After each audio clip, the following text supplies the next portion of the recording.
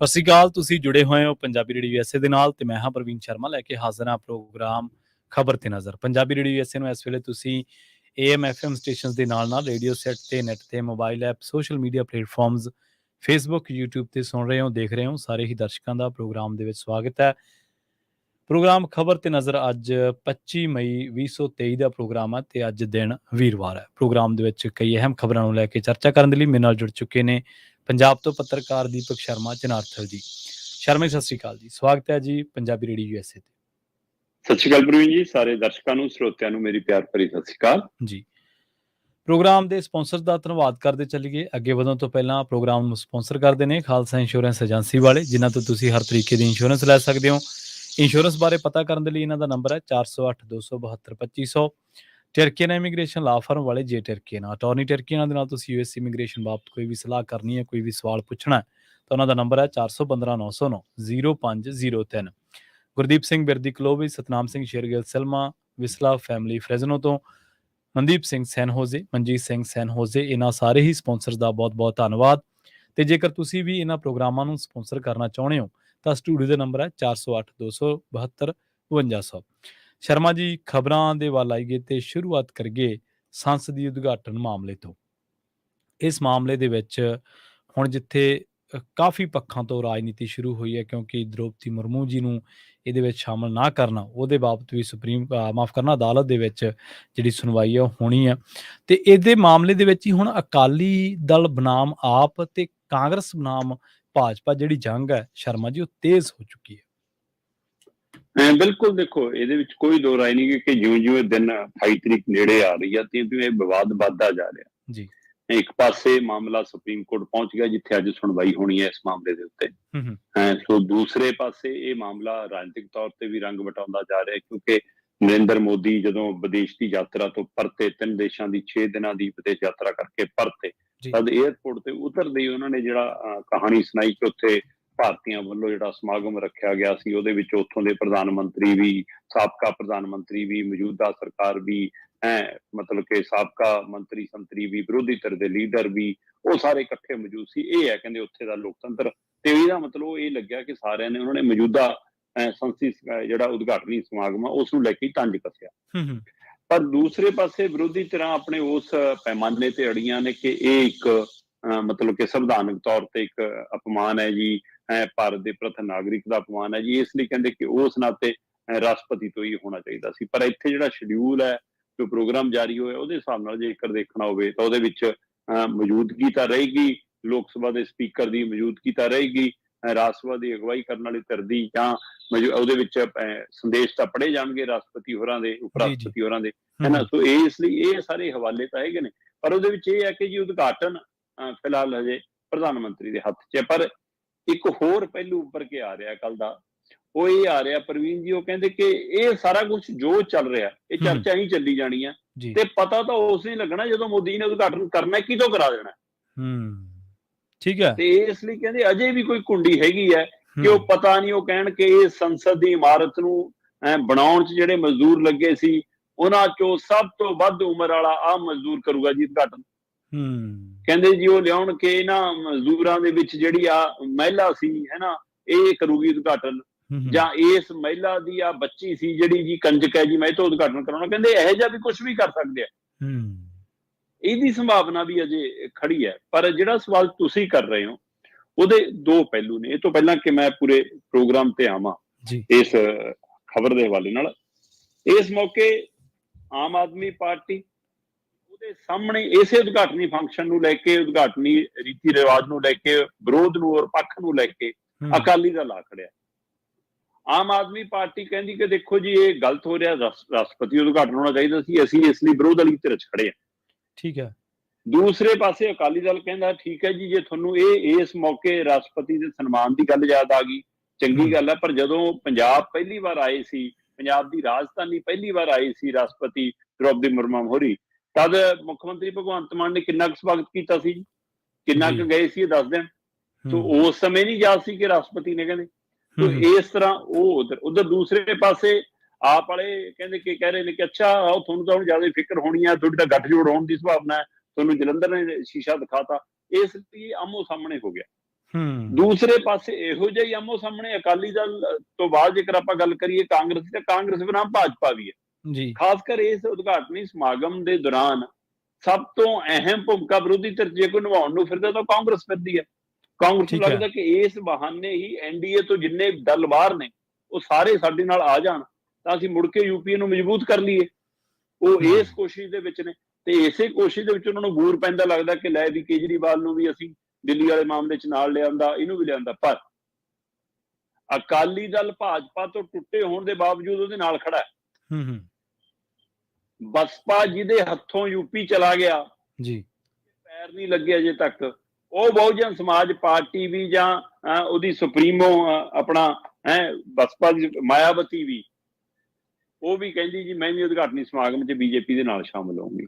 ਸੋ ਇਸ ਲਈ ਜਿਹੜੇ ਐਨਡੀਏ ਦਾ ਹਿੱਸਾ ਨਹੀਂ ਹੈਗੇ, ਚਾਹੇ ਉਹ ਅਕਾਲੀ ਦਲ ਹੈ ਚਾਹੇ ਉਹ ਬਸਪਾ ਹੈ, ਅਜਿਹੇ 7 ਦਲ ਸਾਹਮਣੇ ਆਏ ਨੇ ਜਿਹੜੇ ਕਹਿੰਦੇ ਅਸੀਂ ਨਾਲ ਜਾਵਾਂਗੇ ਜੀ ਉਦਘਾਟਨੀ ਫੰਕਸ਼ਨ ਦੇ ਵਿੱਚ, ਜੇ ਮੋਦੀ ਕਰਦਾ ਤਾਂ ਇਹ 'ਚ ਕੀ ਹਰਜ ਹੈ ਜੀ। ਇਸ ਲਈ ਇੱਧਰ ਹੁਣ ਕਾਂਗਰਸ ਦੀ ਲੜਾਈ ਜਿਹੜੀ ਸ਼ੁਰੂ ਹੋਈ ਉਹ ਇਸ ਗੱਲ ਤੋਂ ਸ਼ੁਰੂ ਹੋਈ ਹੈ। ਪਹਿਲਾਂ ਤਾਂ ਹਿਟਲਰ ਲੀਡਰ ਬੋਲਦੇ ਸੀ, ਕੋਈ ਰਾਜੀਵ ਦਾ ਹਵਾਲਾ ਹਰਦੀਪ ਪੁਰੀ ਹੋਰਾਂ ਨੇ ਵੀ ਦਿੱਤਾ, ਇੰਦਰਾ ਦਾ ਹਵਾਲਾ ਵੀ ਦਿੱਤਾ ਹੈ ਨਾ, ਕਿ ਇਹਦੀ ਗੈਲਰੀ ਦਾ ਉਦਘਾਟਨ ਉਹਨੇ ਕੀਤਾ ਸੀ ਜੀ, ਇਹਦੇ ਅੰਦਰ ਇੱਕ ਇਹ ਲਾਇਬ੍ਰੇਰੀ ਦਾ ਉਦਘਾਟਨ ਇਹਨੇ ਕੀਤਾ ਸੀ, ਉਹ ਇਹ ਹਵਾਲਾ ਦੇ ਰਹੀ ਸੀ। ਪਰ ਅਮਿਤ ਸ਼ਾਹ ਇਸ ਲੜਾਈ ਦੇ ਵਿੱਚ ਇਸ ਕਦਰ ਤੇ ਆਏ। ਅਮਿਤ ਸ਼ਾਹ ਹੋਰੀ ਕਹਿੰਦੇ ਕਹਿ ਦੱਸੋ ਮੈਨੂੰ, ਜਦੋਂ ਮਤਲਬ ਕਿ ਛੱਤੀਸਗੜ੍ਹ ਦੀ ਵਿਧਾਨ ਸਭਾ ਦਾ ਉਦਘਾਟਨ ਹੋਇਆ ਨਵੀਂ ਇਮਾਰਤ ਦਾ, ਕਿਹਨੇ ਕੀਤਾ ਸੀ?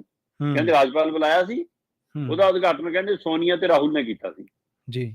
ਸੋ ਇਸ ਲਈ ਕਹਿੰਦੇ ਫਿਰ ਉਸ ਸਮੇਂ ਨਹੀਂ ਯਾਦ ਸੀ ਕਿ ਰਾਜਪਾਲ ਦਾ ਹੱਕ ਬਣਦਾ ਹੈ, ਉੱਥੇ ਵਿਧਾਨ ਸਭਾ ਦਾ ਮਾਮਲਾ, ਫਿਰ ਇੱਥੇ ਕਿਉਂ? ਕਹਿੰਦੇ ਇਸ ਲਈ ਇਹ ਦੋਹਰੇ ਮਾਪਦੰਡ ਨੇ, ਇਹ ਸਿਰਫ ਇੱਕ ਸਿਆਸਤ ਕੀਤੀ ਜਾ ਰਹੀ ਆ, ਅਸਲ ਚ ਹੋਰ ਕੁਝ ਨਹੀਂ ਗਾ। ਔਰ ਉਧਰ ਬੀਜੇਪੀ ਨੇ ਪੂਰਾ ਚਾਰਟ ਵਰਕ ਤਿਆਰ ਕਰ ਲਿਆ ਜੀ। ਕੇਂਦਰ ਸਰਕਾਰ ਨੇ ਬਕਾਇਦਾ ਤੌਰ ਤੇ ਨੁਮਾਇੰਦਗੀ ਸੱਦੇ ਪੱਤਰ ਤਾਂ ਭੇਜਤੇ, ਨਿਊ ਤਾਂ ਭੇਜਤੇ, ਪਰ ਰੂਸੀਆਂ ਨੂੰ ਮਨਾਉਣ ਦੀ ਕੋਸ਼ਿਸ਼ ਨਹੀਂ ਕੀਤੀ।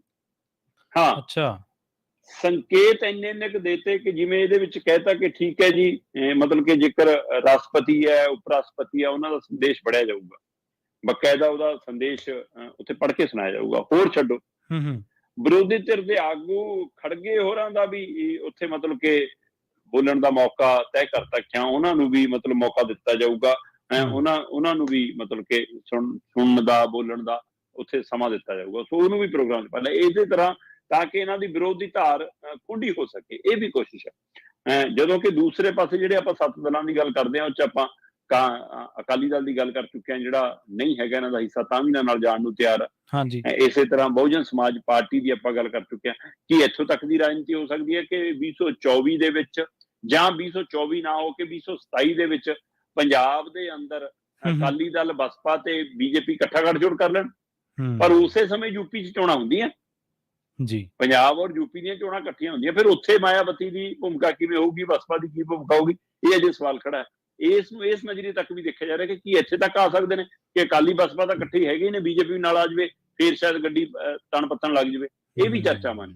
ਪਰ ਅਕਾਲੀ ਦਲ ਵੀ ਜਿਹੜਾ ਇੰਡੀਆ ਤੋਂ ਬਾਹਰ ਹੈ, ਉਹ ਵੀ, ਬਸਪਾ ਵੀ, ਇਸੇ ਤਰ੍ਹਾਂ ਜਗਮੋਹਨ ਰੈਡੀ ਜਿਹੜੇ ਮੁੱਖ ਮੰਤਰੀ ਨੇ ਆਂਧਰਾ ਪ੍ਰਦੇਸ਼ ਦੇ, ਉਹਨਾਂ ਦੀ ਪਾਰਟੀ ਵੀ, ਉਹ ਕਹਿੰਦੇ ਅਸੀਂ ਵੀ ਨਾਲ ਜਾਵਾਂਗੇ। ਇਸੇ ਤਰ੍ਹਾਂ ਇੱਕ ਕਾਂਗਰਸੀ ਆਗੂ ਹੈ, ਖੁਦ ਉਹਨੇ ਕਿਹਾ, ਕਹਿੰਦੇ ਜੋ ਵੀ ਹੈ ਉਦਘਾਟਨ ਤਾਂ ਭਾਰਤ ਦਾ ਹੀ ਪ੍ਰਧਾਨ ਮੰਤਰੀ ਕਰ ਰਿਹਾ ਨਾ, ਪਾਕਿਸਤਾਨ ਦਾ ਤਾਂ ਨਹੀਂ ਕਰ ਰਿਹਾ। ਕਾਂਗਰਸੀ ਆਗੂ ਹੈ ਕ੍ਰਿਸ਼ਮ, ਉਹ ਵੱਡਾ ਲੀਡਰ ਮੰਨਿਆ ਜਾਂਦਾ, ਇੱਕ ਉਹਦੇ ਬਿਆਨ ਵੀ ਸਾਹਮਣੇ ਆ ਰਹੇ ਨੇ। ਇਸ ਹਵਾਲੇ ਨਾਲ ਹੁਣ ਚਰਚਾ ਜੀ 25 ਦਲ ਹੋ ਗਏ ਨੇ ਜਿਹੜੇ ਬੀਜੇਪੀ ਦੇ ਨਾਲ ਜਿਹੜੇ ਜਾ ਰਹੇ ਨੇ ਉਦਘਾਟਨੀ ਸਮਾਗਮ ਦੇ ਵਿੱਚ, ਠੀਕ ਹੈ, ਜਿਨ੍ਹਾਂ 'ਚ 7 ਦਲ ਉਹ ਨੇ ਜਿਹੜੇ ਐਨਡੀਏ ਤੋਂ ਬਾਹਰ ਨੇ, ਤੇ ਦੂਸਰੇ ਪਾਸੇ 20 ਦਲ ਨੇ ਜਿਹੜੇ ਵਿਰੋਧ 'ਚ ਖੜੇ ਨੇ। ਤੇ ਸੁਪਰੀਮ ਕੋਰਟ ਦੇ ਵਿੱਚ ਬਕਾਇਦਾ ਅੱਜ ਇਸ ਮਾਮਲੇ ਦੀ ਸੁਣਵਾਈ ਹੋਣੀ ਆ ਕਿ ਕੀ ਇਹ ਸਹੀ ਹੈ ਕਿ ਰਾਸ਼ਟਰਪਤੀ ਉਦਘਾਟਨ ਹੋਣਾ ਚਾਹੀਦਾ ਸੀ, ਜਾਂ ਲੋਕ ਸਭਾ ਦੇ ਸਪੀਕਰ ਕਰਨ, ਜਾਂ ਮਤਲਬ ਕਿ ਪ੍ਰਧਾਨ ਮੰਤਰੀ ਕਰ ਦੇਣ ਤਾਂ ਠੀਕ ਹੈ ਜਾਂ ਨਹੀਂ। ਉਹਦੀ ਕਮਿਸ਼ਨ ਤੇ ਅੱਜ ਸੁਣਵਾਈ ਹੋਣੀ ਆ, ਦੇਖਣ ਵਾਲੀ ਗੱਲ ਹੋਏਗੀ ਪਰ ਕੀ ਹੁੰਦਾ। ਹਾਂ, ਜਿੱਥੇ ਤੱਕ ਪ੍ਰੋਗਰਾਮ ਹੈ ਪ੍ਰਵੀਨ ਜੀ, ਪ੍ਰੋਗਰਾਮ ਸਪਸ਼ਟ ਐਲਾਨਿਆ ਗਿਆ ਕਿ ਸਵੇਰੇ 7:30 ਤੋਂ 8:30 ਵਜੇ ਤੱਕ ਹਵਨ ਤੇ ਪੂਜਾ ਹੋਊਗੀ 28 ਤਰੀਕ ਨੂੰ। ਠੀਕ ਹੈ। ਫਿਰ ਉਹ ਤੋਂ ਬਾਅਦ ਕਹਿੰਦੇ ਜੀ ਇਹਦੇ ਵਿੱਚ ਜਿਹੜੀ ਪੂਜਾ, ਉਹਦੇ ਵਿੱਚ ਪ੍ਰਧਾਨ ਮੰਤਰੀ ਨਰਿੰਦਰ ਮੋਦੀ, ਲੋਕ ਸਭਾ ਦੇ ਮੁਖੀ ਓਮ ਪ੍ਰਕਾਸ਼ ਬਿਰਲਾ, ਰਾਜ ਸਭਾ ਦੇ ਉਪ ਸਭਾਪਤੀ ਜਿਹੜੇ ਹੁੰਦੇ ਨੇ, ਜਿਵੇਂ ਉਪ ਰਾਸ਼ਟਰਪਤੀ ਉਹਨੂੰ ਚਲਾਉਂਦੇ ਨੇ ਸਾਰੇ, ਉਹ ਮੌਜੂਦ ਰਹਿਣਗੇ। ਫਿਰ 8:30 ਤੋਂ 9 ਵਜੇ ਦੇ ਦਰਮਿਆਨ ਜਿਹੜੀ ਰਾਜਦੰਡ ਦੀ ਸਥਾਪਨਾ, ਜਿਹੜਾ ਆਪਾਂ ਕੱਲ ਗੱਲ ਕਰਕੇ ਹਟੇ ਆ ਕਿ ਉਹ ਨਹਿਰੂ ਬਣਨਾ ਨਰਿੰਦਰ ਮੋਦੀ ਉਹਨਾਂ ਨੇ ਉਹਦੇ ਲਈ ਤਾਮਿਲਨਾਡੂ ਤੋਂ 20 ਪੰਡਤ ਬੁਲਾਏ ਨੇ, ਜਿਹੜੇ ਉੱਥੇ ਤਾਮਿਲਨਾਡੂ ਦੇ ਜਿਹੜੇ ਮੱਠ ਦੇ ਮੁਖੀ ਨੇ ਇਹਨਾਂ ਜਿਹੜੇ 29ਵੇਂ ਮਤਲਬ ਉੱਥੇ ਦੇ ਪ੍ਰਧਾਨ ਪੁਜਾਰੀ ਨੇ, ਉਹਨਾਂ ਤੋਂ ਇਹ ਦੰਡ ਲੈਣਾ ਹੈ ਨਰਿੰਦਰ ਮੋਦੀ ਹੋਰਾਂ ਨੇ ਕੱਲ ਨੂੰ, ਰਾਜਦੰਡ ਉਹ ਹਾਸਲ ਕਰਕੇ ਫਿਰ ਉਹਨੂੰ ਉੱਥੇ ਲੋਕ ਸਭਾ ਦੇ ਅੰਦਰ ਉਹ ਸਥਾਪਿਤ ਕਰਨਾ ਹੈ, ਸੰਸਦ ਦੇ ਅੰਦਰ।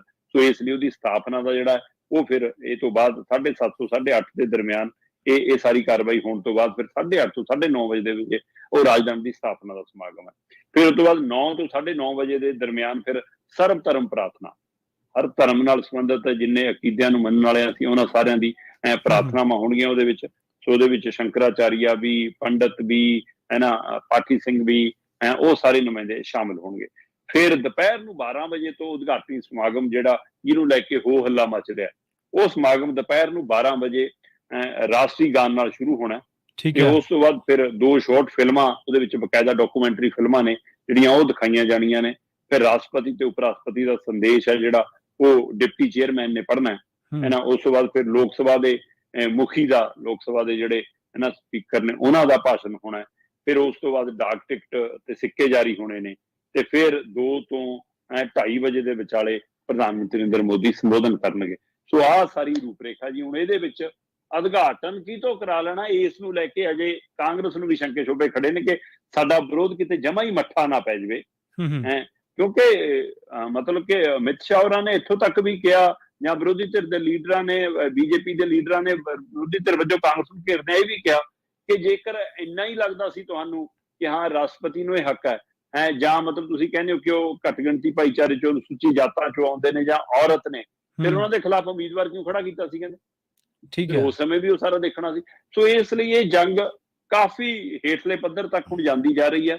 ਸੋ ਦੇਖਦੇ ਹਾਂ 28 ਤਰੀਕ ਤੱਕ ਕਿੱਧਰ ਨੂੰ ਜਾਂਦੀ ਹੈ। ਬਾਕੀ ਅੱਜ ਸੁਪਰੀਮ ਕੋਰਟ ਦੇ ਉੱਤੇ ਵੀ ਸਭ ਦੀ ਨਜ਼ਰ ਹੈ ਕਿ ਉੱਥੇ ਸੁਣਵਾਈ ਦੇ ਵਿੱਚੋਂ ਕੀ ਨਿਕਲ ਕੇ ਆਉਂਦਾ, ਇਹ ਦੇਖਣ ਵਾਲੀ ਗੱਲ ਹੈ। ਜੀ ਜੀ ਜੀ, ਅਗਲੀ ਖਬਰ ਦੇ ਵੱਲ ਵਧੀਏ ਸ਼ਰਮਾ ਜੀ, ਤੇ ਆਪਾਂ ਗੱਲ ਕਰੀਏ ਇੱਥੋਂ ਦੇ ਸਾਬਕਾ ਮੁੱਖ ਮੰਤਰੀ ਤੇ ਜਿਹੜੇ ਮੌਜੂਦਾ ਮੁੱਖ ਮੰਤਰੀ ਸਾਹਿਬ ਨੇ, ਜਿਹੜਾ ਉਹਨਾਂ ਦੇ ਵਿਚਾਲੇ ਪੇਚ ਫਸਿਆ।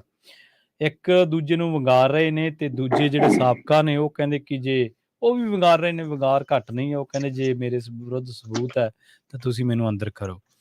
ਹੁਣ ਚੰਨੀ ਸਾਹਿਬ ਆਏ ਨੇ ਮੂਹਰੇ। ਪਹਿਲਾਂ ਤਾਂ ਮਾਨ ਸਾਹਿਬ ਦਾ ਬਿਆਨ ਆਇਆ ਸੀਗਾ ਕਿ 31 ਮਈ ਨੂੰ ਦੇਖੋ ਹੁੰਦਾ ਕੀ ਹੈ। ਚੰਨੀ ਸਾਹਿਬ ਕਹਿ ਰਹੇ ਨੇ ਕਿ ਜੇਕਰ ਮਾਨ ਸਾਹਿਬ ਸਬੂਤ ਨੇ ਤਾਂ ਮੈਨੂੰ ਅੰਦਰ ਕਰੋ, 31 ਮਈ ਦਾ ਇੰਤਜ਼ਾਰ ਨਾ ਕਰੋ। ਦੇਖੋ ਇਹ ਬੜੀ ਨਾ ਉਹ ਅੱਜ ਕੱਲ ਸੋਸ਼ਲ ਮੀਡੀਆ ਤੇ ਵੀ ਜਾਂ ਟੀਵੀ ਸੀਰੀਅਲਾਂ ਤੇ ਵੀ ਉਹ ਲੜੀਵਾਰ ਸੀਰੀਅਲ ਚੱਲਦੇ ਆ ਨਾ, ਜਿਵੇਂ ਹਾਂਜੀ ਉਵੇਂ ਨਾਟਕ ਹੈ ਕਿ ਇੱਕ ਤੋਂ ਬਾਅਦ ਇੱਕ ਸੀਨ ਤੇ ਦੂਜਾ ਸੀਨ ਹੈ ਨਾ।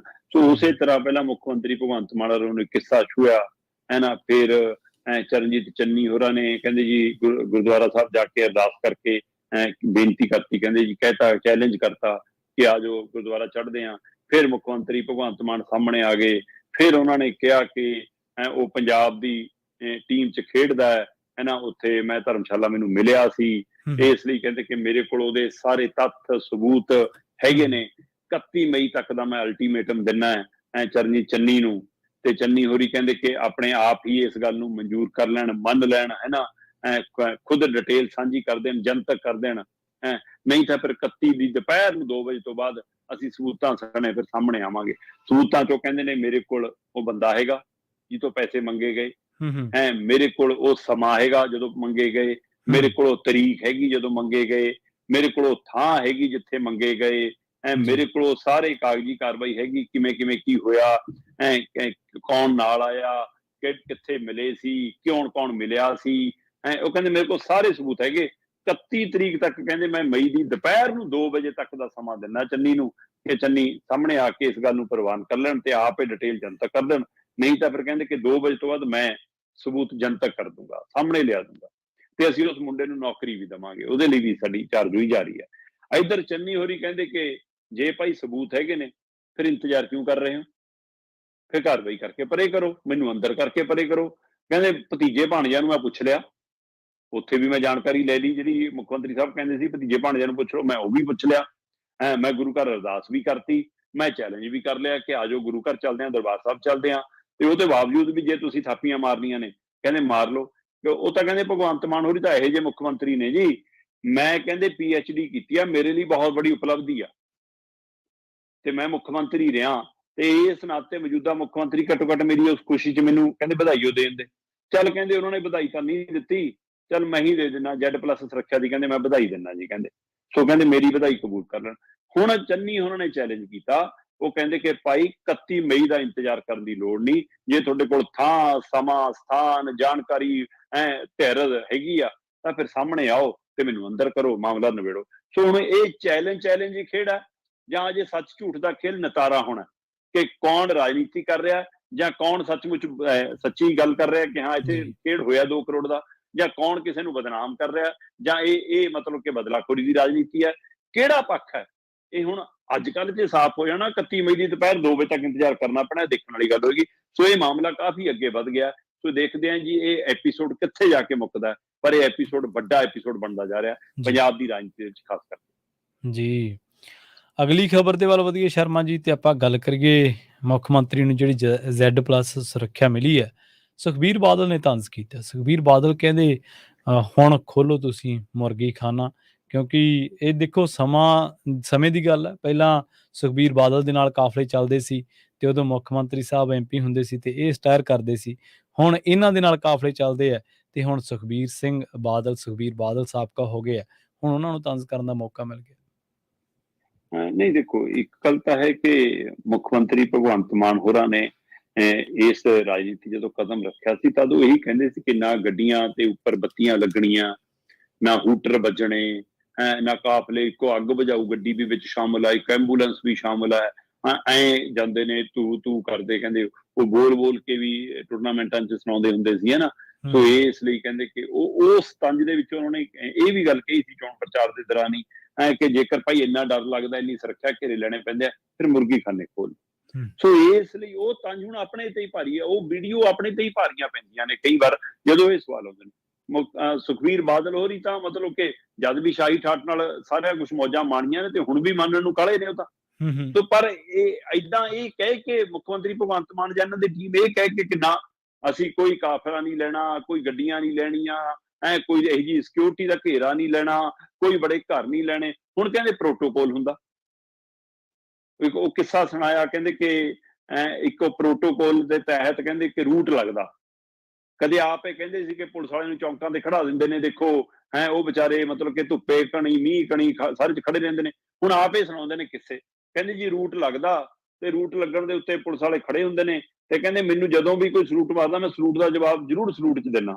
ਤੇ ਕਹਿੰਦੇ ਇੱਕ ਵਾਰ ਮੈਂ ਪ੍ਰੋਗਰਾਮ 'ਚੋਂ ਨਿਕਲਿਆ ਤੇ ਮੈਂ ਕਹਿੰਦੇ ਫੋਨ ਤੇ ਬਿਜੀ ਹੋ ਗਿਆ ਤੇ ਇੱਕ ਨੌਜਵਾਨ ਮੁੰਡੇ ਨੇ ਕਹਿੰਦਾ ਮੈਨੂੰ ਸਲੂਟ ਮਾਰਿਆ ਤੇ ਮੇਰੇ ਡਰਾਈਵਰ ਨੇ ਕਿਹਾ ਕਿ ਸਾਹਿਬ ਤੁਹਾਨੂੰ ਸਲੂਟ ਮਾਰਿਆ ਸੀ, ਤੁਸੀਂ ਧਿਆਨ ਨਹੀਂ ਦਿੱਤਾ। ਕਹਿੰਦਾ ਮੈਂ ਕਿਹਾ ਗੱਡੀ ਮੋੜ।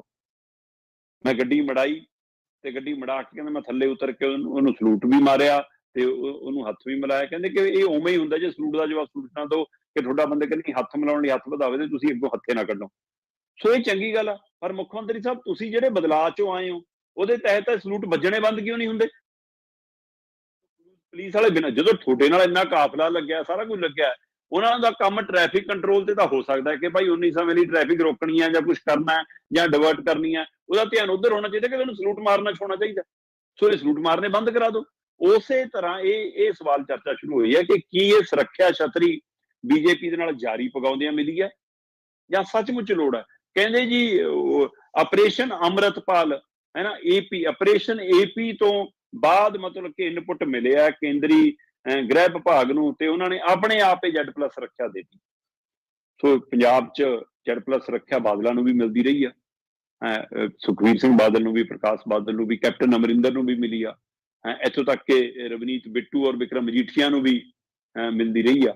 ਸੋ ਇਸ ਲਈ ਇਹ ਵੀ ਹੁਣ Z ਸੁਰੱਖਿਆ ਸੀਗੀ ਮੁੱਖ ਮੰਤਰੀ ਭਗਵੰਤ ਮਾਨ ਕੋਲ, ਪਰ ਹੁਣ Z+ ਕਰ ਦਿੱਤਾ ਗਿਆ।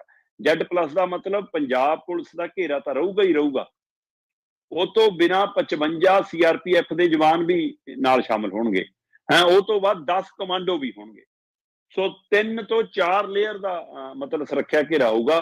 ਹੁਣ ਰੈਲੀ ਕਰਨ ਜਾਣ ਲੱਗਿਆ, ਹੁਣ ਰੋਡ ਸ਼ੋਅ ਕਰਨ ਲੱਗਿਆ, ਹੈ ਨਾ, ਹੁਣ ਕਿਸੇ ਸਮਾਗਮ 'ਚ ਬੈਠਣ ਲੱਗਿਆ, ਤੇ ਆਮ ਜਨਤਾ ਨੂੰ ਮਿਲਣ ਲੱਗਿਆ। ਹੁਣ ਹੋਰ ਪਾੜਾ ਵਧਣਾ, ਹੋਰ ਦੂਰੀ ਵਧਣੀ, ਜੇ ਨਹੀਂ ਖਤਰਾ ਹੈ ਫਿਰ ਉਹ ਸੁਖਬੀਰ ਬਾਦਲ ਉਹੀ ਤੰਜ, ਇਹਨਾਂ ਦਾ ਹੀ ਤੰਜ ਇਹਨਾਂ ਨੂੰ ਸੁਣਾ ਕੇ ਕਿ ਭਾਈ ਫਿਰ ਮੁਰਗੀ ਖਾਨੇ ਖੋਲ ਲਓ। ਸਵਾਲ ਇਹ ਹੈ ਕਿ ਕੀ ਇਹ ਹੁਣ ਇੰਨੀ ਸੁਰੱਖਿਆ ਦੀ ਲੋੜ ਹੈ? ਇੱਕ ਪਾਸੇ ਤੁਸੀਂ ਕਹਿੰਦੇ ਹੋ ਅਸੀਂ ਲੋਕਾਂ ਦੇ ਲੀਡਰ ਹੈ, ਜਨਤਾ ਦੇ ਲੀਡਰ ਹੈ, ਕੋਈ ਸੁਰੱਖਿਆ ਦੀ ਲੋੜ ਨਹੀਂ, ਇਹ ਵਾਧੂ ਲੋੜ ਦਾ ਖਰਚਾ, ਇਹ ਭਾਰ ਕਿਹਦੇ ਤੇ ਪੈਣੇ ਆ, ਇਹ ਸਵਾਲ ਖੜੇ ਨੇ। ਗੱਡੀਆਂ ਦੇ ਕਾਫਲੇ ਜਿੰਨੇ ਬਾਦਲ ਕੋਲ ਸੀ ਉਹਦੇ ਨਾਲੋਂ ਵੱਧ ਸੁਖਵੀਰ ਕੋਲ ਆਏ, ਹੈ ਨਾ, ਉਹਦੇ ਨਾਲੋਂ ਵੱਧ ਕੈਪਟਨ ਅਮਰਿੰਦਰ ਕੋਲ ਆਏ, ਉਹਦੇ ਨਾਲੋਂ ਵੱਧ ਚੰਨੀ ਕੋਲ ਆਏ, ਤੇ ਚੰਨੀ ਨਾਲੋਂ ਵੱਧ ਹੁਣ ਮੁੱਖ ਮੰਤਰੀ ਭਗਵੰਤ ਮਾਨ ਕੋਲ ਸੀ, 3-4 ਗੱਡੀਆਂ ਵੱਧੇ ਸੀ।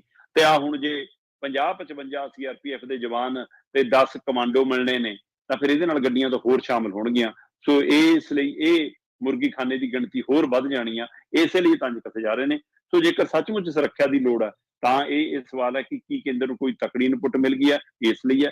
ਪਰ ਇਹੀ ਇਨਪੁਟ ਜਦੋਂ ਕੇਂਦਰ ਮੂਸੇਵਾਲੇ ਦੇ ਮਾਮਲੇ 'ਚ ਦਿੰਦਾ ਸੀ ਜਾਂ ਪੰਜਾਬ ਦੇ ਹੋਰ ਘਟਨਾਕ੍ਰਮ ਮਾਮਲਿਆਂ 'ਚ ਦਿੰਦਾ ਸੀ, ਤਦ ਉੱਥੇ ਪੰਜਾਬ ਦੀ ਧਿਰਾਂ ਨੇ, ਸੁਰੱਖਿਆ ਦਸਤਿਆਂ ਨੇ ਉਸ ਦੇ ਉੱਤੇ ਕਿਉਂ ਗੌਰ ਨਹੀਂ ਕੀਤਾ। ਇਹ ਪਹਿਲੂ ਵੀ ਇਸ ਨਾਲ ਜੁੜ ਕੇ ਉੱਭਰੂਗਾ। ਇੱਕ ਵਾਰ ਫਿਰ ਮੂਸੇਵਾਲੇ ਦਾ ਮਾਮਲਾ ਵੀ ਉਹਨਾਂ ਦੇ ਪਰਿਵਾਰ ਵੱਲੋਂ ਫਿਰ ਇਸ ਤੇ ਸਵਾਲ ਖੜੇ ਕੀਤੇ ਜਾਣੇ ਆ ਕਿ ਭਾਈ ਫਿਰ ਤਦ ਕਿਉਂ ਸੁਰੱਖਿਆ ਹਟਾਈ ਸੀ, ਸੁਰੱਖਿਆ ਹਟਾ ਵੀ ਨਹੀਂ ਤਾਂ ਜਨਤਕ ਕਿਉਂ ਕੀਤੀ ਸੀ।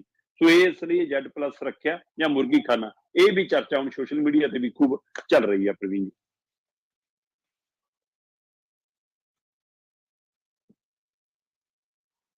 ਪ੍ਰਵੀਨ ਜੀ, ਆਵਾਜ਼ ਨਹੀਂ ਆ ਰਹੀ ਤੁਹਾਡੀ ਜੀ। ਤੇ ਗੱਲ ਕਰੀਏ ਸ਼ਰਮਾ ਜੀ ਗਰਮੀ ਦੀਆਂ ਛੁੱਟੀਆਂ ਦੇ ਨਾਲ ਜੁੜੀ ਇੱਕ ਖਬਰ ਦੀ। ਜਦੋਂ ਸਕੂਲਾਂ ਦੇ ਵਿੱਚ ਪੜ੍ਹਦੇ ਸੀ ਤਾਂ ਸਭ ਤੋਂ ਹੌਲਨਾਕ ਜਿਹੜੀ ਗੱਲ ਹੁੰਦੀ ਸੀ ਉਹ ਹੁੰਦੀ ਸੀ ਸਕੂਲਾਂ ਦੇ ਵਿੱਚੋਂ ਕੰਮ ਬੜਾ ਮਿਲਦਾ ਸੀ। ਮਾਸਟਰਾਂ ਨੂੰ ਇਹ ਹੁੰਦਾ ਸੀਗਾ ਕਿ ਅਗਲੇ 3-4 ਮਹੀਨੇ ਦਾ ਸਿਲੇਬਸ ਲਿਖਤੀ ਰੂਪ ਦੇ ਵਿੱਚ ਤਾਂ ਚਲੋ ਕਵਰ ਹੋ ਜਾਵੇ ਤਾਂ ਚੰਗਾ। ਪਰ ਹੁਣ ਗੱਲ ਕਰੀਏ, ਇੱਕ ਖਬਰ ਆ ਰਹੀ ਹੈ ਐਸੀ ਕਿ ਜਿਹਦੇ ਵਿੱਚ ਗਰਮੀ ਦੀਆਂ ਛੁੱਟੀਆਂ ਦੇ ਵਿੱਚ ਜਵਾਕਾਂ ਨੂੰ ਅਨੋਖਾ ਹੋਮਵਰਕ ਮਿਲਿਆ। ਕਿੱਥੋਂ ਦੀ ਇਹ ਖਬਰ ਹੈ ਸ਼ਰਮਾ ਜੀ, ਤੇ ਕਿਹੋ ਜਿਹਾ ਹੋਮਵਰਕ ਜਿਹੜਾ ਉਹ ਵਿਦਿਆਰਥੀਆਂ ਨੂੰ ਦਿੱਤਾ ਗਿਆ? ਪ੍ਰਵੀਨ ਜੀ, ਜਦੋਂ ਅਸੀਂ ਸਕੂਲਾਂ 'ਚ ਪੜ੍ਹੇ ਹਾਂ ਤਾਂ ਸਾਨੂੰ ਪਤਾ ਹੈ ਕਿ ਸਾਨੂੰ ਛੁੱਟੀਆਂ ਵੀ ਫਸਲ ਦੀ ਵਾਢੀ ਦੇ ਹਿਸਾਬ ਨਾਲ, ਹਾੜੀ ਸੌਣੀ ਦੇ ਹਿਸਾਬ ਨਾਲ ਹੁੰਦੀਆਂ ਸੀ। ਪਰ ਹੁਣ ਘੁੰਮਣ ਫਿਰਨ, ਟੂਰ ਪੈਕੇਜਾਂ ਦੇ ਹਿਸਾਬ ਨਾਲ ਛੁੱਟੀਆਂ ਹੁੰਦੀਆਂ। ਪਹਿਲਾਂ ਜਵਾਕ ਪੜ੍ਹਦਾ ਸੀ, ਪਰ ਉਹ ਘਰ ਦੇ ਕੰਮਾਂ 'ਚ, ਖੇਤੀ ਕੰਮਾਂ 'ਚ, ਪਿੰਡ ਦੇ ਸਾਂਝੇ ਕੰਮਾਂ 'ਚ ਉਵੇਂ ਹੀ ਨਾਲ ਵਿਚਰਦਾ ਸੀ।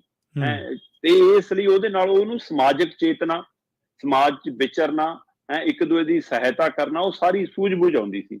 ਪਰ ਅੱਜ ਦਾ ਦੌਰ ਇਹ ਹੈ ਕਿ ਜਵਾਕਾਂ ਦੇ ਲਈ ਘਰ ਨਾ ਹੋ ਕੇ ਹੋਟਲ ਬਣ ਗਏ ਨੇ। ਜਵਾਕ ਆਪਣੇ ਹੀ ਕਮਰਿਆਂ 'ਚ ਰਹਿਣ ਦੇ ਆਦੀ, ਆਪਣੇ ਹੀ ਸੰਸਾਰ 'ਚ ਰਹਿਣ ਦੇ ਆਦੀ, ਆਪਣੇ ਹੀ ਫੋਨ ਲੈਪਟਾਪ ਤੇ ਰਹਿਣ ਦੇ ਆਦੀ।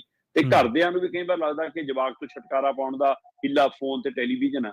ਇਸ ਲਈ ਜਵਾਕ ਜਦੋਂ ਇਸ ਵਰਤਾਰੇ ਤੋਂ ਟੁੱਟਦੇ ਜਾ ਰਹੇ ਨੇ ਤਾਂ ਉਹ ਪਰਿਵਾਰਕ ਕਦਰਾਂ ਕੀਮਤਾਂ ਤੋਂ ਵੀ ਟੁੱਟਦੇ ਜਾ ਰਹੇ ਨੇ, ਸਮਾਜਿਕ ਕਦਰਾਂ ਕੀਮਤਾਂ ਤੋਂ ਟੁੱਟਦੇ ਜਾ ਰਹੇ ਨੇ। ਉਹਨੂੰ ਪਤਾ ਹੀ ਨਹੀਂ ਕਿ ਘਰ 'ਚ ਰਿਸ਼ਤੇਦਾਰ ਆਇਆ ਤਾਂ ਮੇਰਾ ਕੀ ਲੱਗਦਾ, ਅੰਕਲ ਆਂਟੀ ਨਾਲੇ ਅਗਲਾ ਸਾਰ ਦਿੰਦਾ। ਉਹ ਰਿਸ਼ਤੇ ਹੀ ਸਾਰੇ ਖਤਮ ਕਰ ਦਿੱਤੇ ਗਏ ਨੇ। ਇਸੇ ਤਰ੍ਹਾਂ ਦਾਲਾਂ ਦੇ ਨਾਂ ਤੱਕ ਨਹੀਂ ਪਤਾ, ਸਬਜ਼ੀਆਂ ਦੇ ਨਾਂ ਤੱਕ ਨਹੀਂ ਪਤਾ, ਭਾਂਡਿਆਂ ਦੀ ਪਹਿਚਾਣ ਨਹੀਂ ਪਤਾ।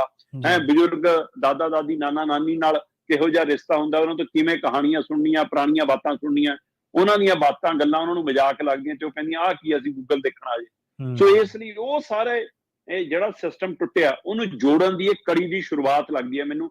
ਹਰਿਆਣਾ ਦੇ ਸਿੱਖਿਆ ਵਿਭਾਗ ਨੇ ਇਸ ਵਾਰ ਜਿਹੜਾ ਪ੍ਰਾਇਮਰੀ ਵਿਦਿਆਰਥੀਆਂ ਨੂੰ ਹੋਮਵਰਕ ਦਿੱਤਾ, ਉਹ ਕਿਤਾਬੀ ਕੀੜੇ ਬਣਾਉਣ ਵਾਲਾ ਨਹੀਂ, ਸਮਾਜਿਕ ਇਨਸਾਨ ਬਣਾਉਣ ਵਾਲਾ ਦਿੱਤਾ। ਉਹ ਬਾਕਮਾਲ ਦਿੱਤਾ।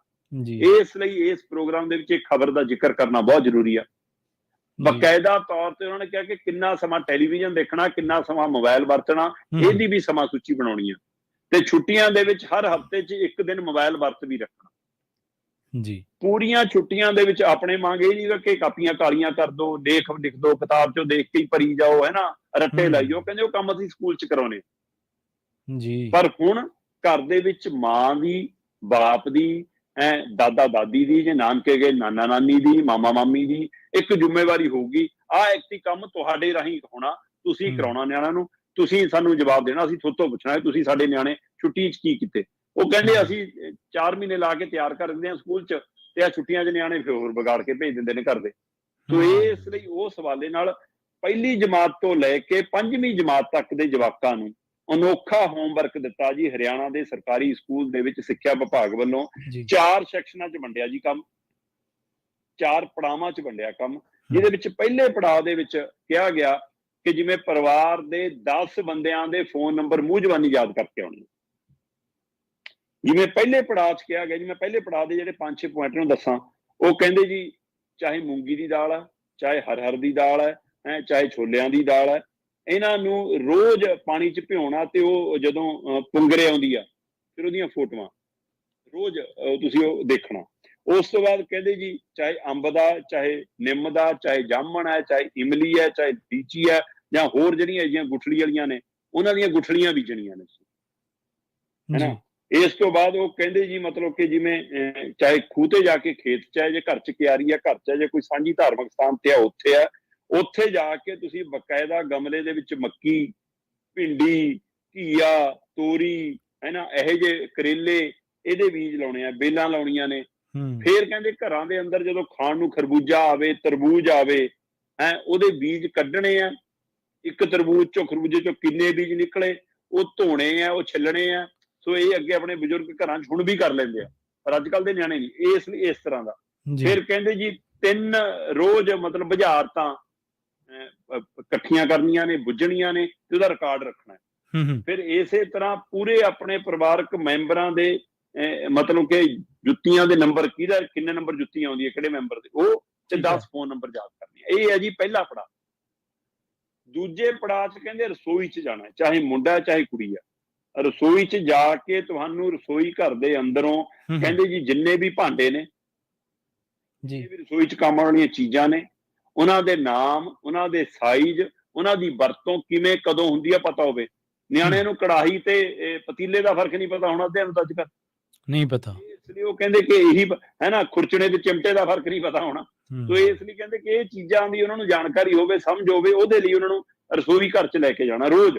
ਇਹੀ ਨਹੀਂ, ਉਹ ਕਹਿੰਦੇ ਉਹਨਾਂ ਨੂੰ ਜਿਹੜੀਆਂ ਬਰਤਨ 'ਚ ਚੀਜ਼ਾਂ ਆਉਂਦੀਆਂ ਨੇ, ਨਮਕ ਤੇ ਆਟਾ, ਮਸਾਲੇ, ਉਹਨਾਂ ਦੀ ਖੁਸ਼ਬੂ ਨਾਲ ਉਹਨਾਂ ਨੂੰ ਪਤਾ ਹੋਣਾ ਚਾਹੀਦਾ ਕਿ ਖੁਸ਼ਬੂ ਤੋਂ ਪਤਾ ਲੱਗ ਜਾਵੇ ਕਿਹੜਾ ਮਸਾਲਾ ਪਾਇਆ ਜਾ ਰਿਹਾ। ਸੋ ਇਸ ਲਈ ਕਿਤੇ ਜੀਰੇ ਦਾ ਤੜਕਾ ਲੱਗਦਾ ਤਾਂ ਪਹਿਲਾਂ ਹੀ ਲੋਕਾਂ ਨੂੰ ਪਤਾ ਲੱਗ ਜਾਂਦਾ, ਕਿਤੇ ਬਾਸਮਤੀ ਚੌਲ ਬਣਦਾ ਗੁਆਂਢੀਆਂ ਨੂੰ ਪਤਾ ਲੱਗ ਜਾਂਦਾ, ਪਰ ਨਿਆਣਿਆਂ ਨੂੰ ਨਾਮ ਵੀ ਨਹੀਂ ਪਤਾ। ਸੋ ਇਸ ਲਈ ਕਹਿੰਦੇ ਇਹ ਸਮਝ ਆਵੇ। ਫਿਰ ਇਸੇ ਤਰ੍ਹਾਂ ਉਹ ਕਹਿੰਦੇ ਜੀ ਇਹ ਤੋਂ ਬਾਅਦ ਅਖਬਾਰ ਦੇ ਵਿੱਚ, ਟੈਲੀਵਿਜ਼ਨ ਦੇ ਵਿੱਚ ਨਹਾਉਣ ਵਾਲੇ ਸਾਬਣ ਦੀਆਂ ਜਿਹੜੀਆਂ ਮਸ਼ਹੂਰੀਆਂ ਆਉਂਦੀਆਂ ਨੇ, ਉਹਦੇ ਹਿਸਾਬ ਨਾਲ ਨਹਾਉਣ ਵਾਲੇ ਸਾਬਣਾਂ ਦੇ ਨਾਮ ਲਿਖਣੇ ਨੇ। ਫਿਰ ਤੁਹਾਡੇ ਘਰ 'ਚ ਕਿਹੜਾ ਵਰਤਿਆ ਜਾਂਦਾ, ਇਹ ਜਾਣਕਾਰੀ ਲੈ ਕੇ ਆਉਣੀ ਆ ਜੀ। ਇਸੇ ਤਰ੍ਹਾਂ ਘਰ ਦੇ ਵਿੱਚ ਪੱਖਾ, ਕੂਲਰ ਕਿੰਨੀ ਦੇਰ ਚੱਲਦਾ ਰੋਜ਼, ਕਿੰਨੇ ਯੂਨਿਟ ਬਿਜਲੀ ਫੂਕਦਾ, ਉਹਦਾ ਹਿਸਾਬ ਰੱਖਣਾ। ਇਸੇ ਤਰ੍ਹਾਂ ਕਹਿੰਦੇ ਜੀ ਰੋਟੀ ਖਾਂਦੇ ਹੋਏ ਟੈਲੀਵਿਜ਼ਨ ਨਹੀਂ ਦੇਖਣਾ, ਮੋਬਾਈਲ ਨਹੀਂ ਚਲਾਉਣਾ, ਤੇ ਹਫ਼ਤੇ 'ਚ 1 ਦਿਨ ਮੋਬਾਈਲ ਦਾ ਛੁੱਟੀਆਂ 'ਚ ਵਰਤ ਰੱਖਣਾ ਕਿ ਅੱਜ ਪੂਰਾ 1 ਦਿਨ ਅਸੀਂ ਮੋਬਾਈਲ ਨਹੀਂ ਵਰਤਾਂਗੇ। ਇਹ ਦੂਜਾ ਪੜਾਅ ਹੈ। ਤੀਜੇ ਪੜਾਅ ਦੇ ਵਿੱਚ ਕਹਿੰਦੇ ਜੀ ਟੱਬਰ ਦੇ ਨਾਲ ਬੈਠ ਕੇ, ਦਾਦਾ ਦਾਦੀ ਦੇ ਕੋਲ, ਨਾਨਾ ਨਾਨੀ ਦੇ ਕੋਲ ਬੈਠ ਕੇ ਆਪਣੇ 4-5 ਪੀੜ੍ਹੀਆਂ ਦਾ ਪਰਿਵਾਰਕ ਦਰਖਤ ਤਿਆਰ ਕਰਨਾ। ਇੱਕ ਮਤਲਬ ਜਿਵੇਂ ਚਾਰਟ ਬਣਾਉਣਾ ਹੈ ਨਾ ਪੂਰਾ, ਉਹ ਤਿਆਰ ਕਰਕੇ ਲਿਆਉਣਾ ਹਰੇਕ ਨਿਆਣੇ ਨੇ। ਫਿਰ ਕਹਿੰਦੇ ਜੀ ਮਤਲਬ ਕਿ ਇੱਕ ਪ੍ਰਾਰਥਨਾ ਰੋਜ਼, ਇੱਕ ਭਜਨ ਰੋਜ਼ ਸਿੱਖਣਾ। ਜਿਹੜੇ ਵੀ ਧਰਮ ਨੂੰ ਮੰਨਦੇ ਹੋ, ਜਿਹੜੇ ਵੀ ਗੁਰੂ ਨੂੰ ਮੰਨਦੇ ਹੋ, ਜਿਹੜੇ ਵੀ ਪਰਮਾਤਮਾ ਨੂੰ ਜਿਸ ਰੂਪ 'ਚ ਮੰਨਦੇ ਹੋ, ਉਸ ਰੂਪ 'ਚ ਤੁਸੀਂ ਪਾਠ, ਪੂਜਾ, ਪ੍ਰਾਰਥਨਾ ਰੋਜ਼ ਸਵੇਰੇ ਤੜਕਸਾਰ ਆਪਣੇ ਘਰ ਦੇ ਬਜ਼ੁਰਗ ਨਾਲ ਬੈਠ ਕੇ ਇੱਕ ਭਜਨ ਰੋਜ਼ ਗਾਉਣਾ ਤੇ ਉਹਨੂੰ ਸਿੱਖਣਾ।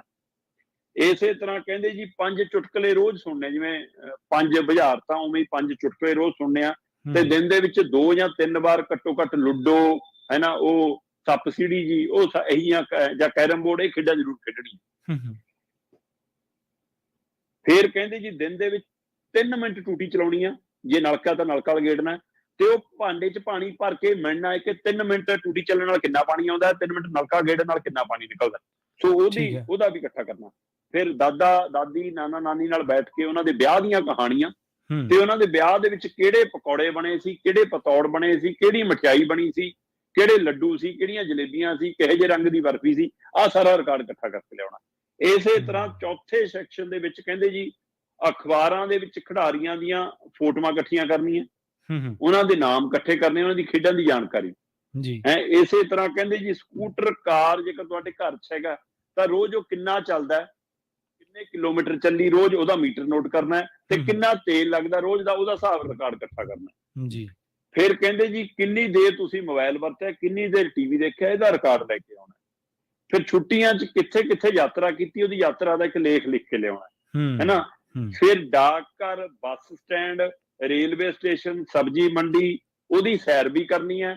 ਤੇ ਤੁਹਾਨੂੰ ਆਪਣੇ ਸ਼ਹਿਰ ਦਾ ਨਾਮ, ਪਿੰਡ ਦਾ ਨਾਮ, ਜੱਦੀ ਪਿੰਡ ਦਾ ਨਾਮ, ਡਾਕਖਾਨਾ ਦਾ ਨਾਮ ਕਿੱਥੇ ਹੈ, ਪਿੰਨ ਕੋਡ ਕਿਹੜੀ ਹੈ, ਇਹ ਵੀ ਸਾਰਾ ਯਾਦ ਕਰਕੇ ਆਉਣਾ। ਸੋ ਇਹ ਅਨੋਖਾ ਕੰਮ ਦੇ ਕੇ ਮੈਨੂੰ ਲੱਗਦਾ ਵਿਦਿਆਰਥੀਆਂ ਨੂੰ ਇੱਕ ਨਿਵੇਕਲੀ ਪਹਿਲ ਕਦਮੀ ਹੈ। ਇਹ ਫਾਰਮੂਲਾ ਹਰਿਆਣਾ ਨਹੀਂ, ਸਮੁੱਚੇ ਦੇਸ਼ 'ਚ ਸਾਰੇ ਸਕੂਲਾਂ ਨੂੰ ਅਪਣਾਉਣਾ ਚਾਹੀਦਾ, ਇਕੱਲੇ ਸਰਕਾਰੀ ਨਹੀਂ, ਪ੍ਰਾਈਵੇਟ ਸਕੂਲਾਂ ਨੂੰ ਵੀ ਹੈ, ਹਰ ਵਿਦਿਅਕ ਅਦਾਰੇ ਨੂੰ ਅਪਣਾਉਣਾ ਚਾਹੀਦਾ। ਇਹਦੇ ਨਾਲ ਪਰਿਵਾਰਾਂ 'ਚ ਜੁੜਾਵ ਵੀ ਵਧੇਗਾ, ਵਿਦਿਆਰਥੀਆਂ ਦੇ ਨਾਲ ਸਾਂਝ ਵੀ ਵਧੇਗੀ, ਵਿਦਿਆਰਥੀ ਸਮਾਜਿਕ ਤੌਰ ਤੇ ਕਿਤਾਬੀ ਕੀੜੇ ਤੋਂ ਹਟ ਕੇ ਸਮਾਜਿਕ ਇਨਸਾਨ ਵੀ ਬਣ ਸਕਣਗੇ। ਇਹ ਪਹਿਲ ਕਦਮੀ ਸ਼ਲਾਘਾਯੋਗ ਹੈ। ਅਜੋਕੀ ਜਿਹੜੀ ਸਿੱਖਿਆ ਪ੍ਰਣਾਲੀ ਹੈ ਨਾ ਸ਼ਰਮਾ ਜੀ, ਉਹ 'ਚ ਕਈ ਤਰ੍ਹਾਂ ਦੀਆਂ ਊਣਤਾਈਆਂ ਆ ਗਈਆਂ ਸੀ। ਸਭ ਤੋਂ ਵੱਡੀ ਗੱਲ ਕਿ ਜਿਹੜੇ ਜਿਵੇਂ ਤੁਸੀਂ ਪਰਿਵਾਰ ਦਾ ਜ਼ਿਕਰ ਕੀਤਾ, ਮਨੁੱਖ ਨੂੰ ਸਮਾਜਿਕ ਪ੍ਰਾਣੀ ਬਣਾਇਆ ਜਾਂਦਾ ਸੀ, ਉਹਦੇ 'ਚ ਨੈਤਿਕਤਾ ਵਾਲੇ ਗੁਣ ਪਾਏ ਜਾਂਦੇ ਸੀ। ਉਹਨੂੰ ਸਿਧਾਂਤ ਸਿਖਾਇਆ ਜਾਂਦਾ ਸੀ, ਉਹਨੂੰ ਅਸੂਲ ਸਿਖਾਇਆ ਜਾਂਦਾ ਸੀ, ਜਿਹੜਾ ਉਹਦੀ ਜ਼ਿੰਦਗੀ ਦੇ ਵਿੱਚ ਅੱਗੇ ਵੀ ਕੰਮ ਆਉਂਦਾ ਸੀ। ਪਰ ਪਹਿਲ ਬਹੁਤ ਚੰਗੀ ਹੈ, ਪਰ ਇਹਦੇ ਉੱਤੇ ਅਮਲ ਜਿਹੜਾ ਉਹ ਨਕਲ ਨਾਲ ਨਾ ਹੋਵੇ, ਕਿਉਂਕਿ ਟੂਟੀ 'ਚੋਂ ਪਾਣੀ ਭਰ ਲਿਆ ਇੱਕ ਬੱਚੇ ਨੇ, ਸਾਰਿਆਂ ਨੇ ਲਿਖਤਾ ਜੀ ਇੰਨਾ ਲੀਟਰ ਹੋ ਗਿਆ ਇੰਨੇ ਮਿੰਟਾਂ 'ਚ। ਸੋ ਇਹ ਕਾਪੀ ਵੀ ਆਪਾਂ ਦੇਖਦੇ ਹਾਂ ਨਾ, ਨਕਲ ਵੀ ਵੱਜਦੀ ਆਪਾਂ ਸਕੂਲੀ ਕੰਮਾਂ 'ਚ ਦੇਖਦੇ ਹਾਂ। ਸੋ ਇਹ ਨਾ ਹੋਵੇ, ਪਰ ਇਹ ਪਹਿਲ ਪੰਜਾਬ 'ਚ ਵੀ ਜ਼ਰੂਰ ਹੋਣੀ ਚਾਹੀਦੀ ਹੈ। ਸਾਡੀ ਪੰਜਾਬੀ ਮਾਂ ਬੋਲੀ 'ਚੋਂ ਨਾ ਸ਼ਰਮਾ ਜੀ, ਤੁਸੀਂ ਅੱਜ ਦੇ ਜਵਾਕਾਂ ਦੇ ਵਿੱਚ ਵਿਚਰਦੇ ਹੋ, ਢੱਡਾ, ਧੱਦਾ, ਭੱਬਾ, ਇਹਨਾਂ ਲਫ਼ਜ਼ਾਂ ਦੀ ਜਿਹੜੀ ਡੂੰਘਾਈ ਆ ਉਹ ਗਾਇਬ ਆ। ਉਹ ਕੌਲੀ ਨੂੰ ਕੋਲੀ ਬੋਲਦੇ ਆ, ਐਂਕੜ ਦਲੈਂਕੜ ਭੁੱਲ ਚੁੱਕੇ ਨੇ। ਹਾਲਾਂਕਿ ਚਲੋ ਸ਼ਾਬਾਸ਼ ਉਹਨਾਂ ਮਾਪਿਆਂ ਦੇ ਜਿਹੜੇ ਹਲੇ ਵੀ ਇਹ ਸਿਖਾ ਰਹੇ ਨੇ, ਪਰ ਚੀਜ਼ਾਂ ਵਿਸਰ ਰਹੀਆਂ ਨੇ ਹੌਲੀ ਹੌਲੀ। ਬਹੁਤ ਚੰਗੀ ਪਹਿਲ ਆ, ਬਹੁਤ ਸ਼ਾਨਦਾਰ ਪਹਿਲ ਹੈ। ਅਮਲ ਜੇ ਵਧੀਆ ਤਰੀਕੇ ਨਾਲ ਇਮਾਨਦਾਰੀ ਨਾਲ ਹੋ ਜਾਵੇ ਤਾਂ ਵਧੀਆ ਨਤੀਜੇ ਮਿਲ ਸਕਦੇ ਆ। ਮੌਸਮੀ ਤਬਦੀਲੀ ਦੀ ਗੱਲ ਕਰੀਏ ਜਾਂਦੇ ਜਾਂਦੇ ਸ਼ਰਮਾ ਜੀ, ਤੇ ਇਹ ਰਾਹਤ ਹੈ ਤੇ ਆਫਤ ਵੀ ਹੈ। ਤੇ ਖਬਰਾਂ ਤੋਂ ਇਹ ਪਤਾ ਲੱਗਿਆ ਕਿ ਹੇਮਕੁੰਟ ਸਾਹਿਬ ਦੀ ਜਿਹੜੀ ਯਾਤਰਾ ਜੀ ਉਹ ਵੀ ਰੁਕ ਗਈ ਹੈ ਜੀ। ਬਿਲਕੁਲ ਪ੍ਰਵੀਨ ਜੀ, ਪਿਛਲੇ 2-3 ਦਿਨਾਂ ਤੋਂ ਉੱਤਰੀ ਭਾਰਤ ਦੇ ਵਿੱਚ ਮੌਸਮ ਦੀ ਖਾਸੀ ਤਬਦੀਲੀ ਹੈ। ਵੈਸੇ ਤਾਂ ਦੇਸ਼ ਭਰ ਦੇ ਵਿੱਚ ਅਜੇ ਮਾਨਸੂਨ ਪੂਰਾ ਨਹੀਂ ਆਇਆ, ਖਾਸ ਕਰ ਉੱਤਰੀ ਭਾਰਤ ਵੱਲ ਨੂੰ ਅਜੇ ਨਹੀਂ ਆਇਆ। ਪਿਛਲੇ ਦਿਨੀ ਪਤਾ ਲੱਗ ਰਿਹਾ ਸੀ ਕਿ ਮਾਨਸੂਨ ਰੁਕਿਆ ਹੋਇਆ ਵੀ ਹੈ, ਪਰ 29 ਤਰੀਕ ਤੱਕ ਮੌਸਮ ਦੀ ਤਬਦੀਲੀ ਦੇ ਹਵਾਲੇ ਨਾਲ ਮੀਂਹ, ਹਨੇਰੀ, ਝੱਖੜ, ਕਈ ਥਾਂ ਗੜੇਮਾਰੀ, ਕਈ ਥਾਂ ਬਰਫ਼ਬਾਰੀ ਦੀਆਂ ਖਬਰਾਂ ਆ ਰਹੀਆਂ ਸੀ। ਉਸੇ ਅਨੁਸਾਰ ਹੋਇਆ ਵੀ। ਤੇ ਹੁਣ ਵੀ ਅੱਜ ਦਾ ਦਿਨ ਥੋੜਾ ਰਾਹਤ ਦੱਸੇ ਜਾ ਰਹੀ ਹੈ। ਕੱਲ ਤੋਂ ਫਿਰ 2 ਦਿਨ ਦਾ ਮੌਸਮ ਦੱਸਿਆ ਜਾ ਰਿਹਾ ਕਿ ਉਸੇ ਤਰ੍ਹਾਂ ਹੋਏਗਾ। 29 ਤਰੀਕ ਤੱਕ ਇਹ ਸੰਭਾਵਨਾ ਬਣੀ ਹੋਈ ਹੈ। ਪਰ ਪਿਛਲੇ 2-3 ਦਿਨਾਂ ਤੋਂ ਜਿਸ ਕਦਰ ਮੀਂਹ ਪਿਆ ਜਾਂ ਹਨੇਰੀ ਚੱਲੀ ਜਾਂ ਹਵਾਵਾਂ ਆਈਆਂ ਜਾਂ ਕਈ ਥਾਂ ਗੜੇਮਾਰੀ ਹੋਈ, ਇੱਥੋਂ ਤੱਕ ਕਿ ਉੱਪਰ ਮਤਲਬ ਕਿ ਭਾਰੀ ਬਰਫ਼ਬਾਰੀ ਵੀ ਹੋਈ ਹਿਮਾਚਲ ਦੇ ਵਿੱਚ, ਹੈ ਨਾ। ਸੋ ਉਹਦਾ ਨਤੀਜਾ ਇਹ ਹੋਇਆ ਕਿ ਮੌਸਮ ਦੇ ਵਿੱਚ ਠੰਡਕ ਪਰਤੀ ਹੈ। ਲੂ ਤੋਂ ਲੋਕਾਂ ਨੂੰ ਰਾਹਤ ਮਿਲੀ ਹੈ, ਗਰਮੀ ਤੋਂ ਰਾਹਤ ਮਿਲੀ ਹੈ, ਸੋ ਖੇਤਾਂ ਨੂੰ ਪਾਣੀ ਮਿਲਿਆ। ਸੋ ਇਹ ਸਾਰਾ ਚੰਗਾ ਵੀ ਹੋਇਆ, ਪਰ ਜਿੱਥੇ ਬਰਫ਼ਬਾਰੀ ਹੋਈ ਹੈ ਉਹਦੇ ਨਾਲ ਖਾਸਾ ਕੁਝ ਪ੍ਰਭਾਵਿਤ ਵੀ ਹੋਇਆ। ਸੋ ਜਾਂ ਜੇ ਤੇਜ਼ ਹਵਾਵਾਂ ਚੱਲੀਆਂ ਉਹਦੇ ਨਾਲ, ਜਿਵੇਂ ਕਪੂਰਥਲੇ ਦੇ ਵਿੱਚ ਇੱਕ ਝੌਂਪੜੀ ਦੇ ਉੱਤੇ ਇੱਕ ਦਰਖਤ ਗਿਰ ਗਿਆ ਤੇ ਉਹ ਮਤਲਬ ਕਿ ਇੱਕ ਬੰਦੇ ਦੀ ਜਾਨ ਚਲੀ ਗਈ। ਇਸੇ ਤਰ੍ਹਾਂ ਹਰਿਆਣਾ ਦੇ ਵਿੱਚ ਵੀ ਕੁਝ ਅਜਿਹੀਆਂ ਘਟਨਾਵਾਂ ਸਾਹਮਣੇ ਆਈਆਂ ਜਿੱਥੇ 4-5 ਬੰਦੇ ਦਬ ਗਏ ਸੀ, ਜਿਨ੍ਹਾਂ ਚੋਂ ਇੱਕ ਬੰਦਾ ਦੀ ਜਾਨ ਚਲੇਗੀ। ਸੋ ਇਹ ਤੇਜ਼ ਹਵਾਵਾਂ ਨੇ ਕਈ ਥਾਂ ਭਾਰੀ ਨੁਕਸਾਨ ਵੀ ਕੀਤੇ ਨੇ, ਹਨੇਰੀਆਂ ਨੇ ਦਰਖਤ ਵੀ ਪੁੱਟੇ ਨੇ। ਸੋ ਬਿਜਲੀ ਉਹਦੇ ਨਾਲ ਕਾਫੀ ਪ੍ਰਭਾਵਿਤ ਹੁੰਦੀ ਹੈ। ਕਈ ਘੰਟੇ ਬਿਜਲੀ ਨਹੀਂ ਆਉਂਦੀ, ਫਿਰ 2-2 ਦਿਨ, ਇੱਕ ਦਿਨ ਵੀ ਕਈ ਥਾਂ ਲੱਗਿਆ।